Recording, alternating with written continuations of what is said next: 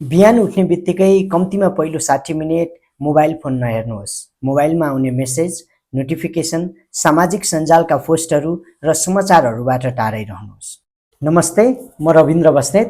अनुसन्धानका अनुसार बिहान उठ्ने बित्तिकै हाम्रो दिमाग एकदमै संवेदनशील अवस्थामा हुन्छ।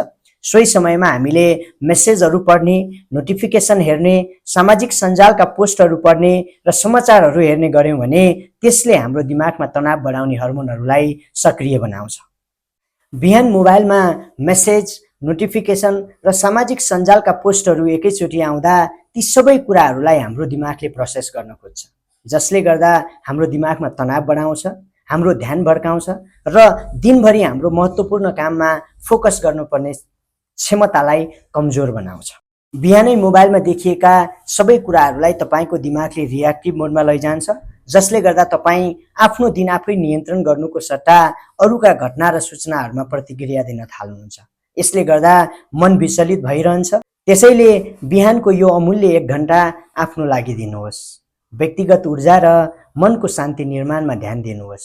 जसले आफ्नो बिहानलाई नियन्त्रण गर्न सक्छ उसले आफ्नो दैनिकी नियन्त्रण गर्छ र जसले आफ्नो दैनिकी नियन्त्रण गर्छ उसले आफ्नो जीवनलाई नियन्त्रण गर्न सक्छ र जसले आफ्नो जीवनलाई नियन्त्रण गर्न सक्छ, जसले आफ्नो जीवनलाई अनुशासित बनाउन सक्छ उसले मात्रै जीवनमा सफलता प्राप्त गर्न सक्छ।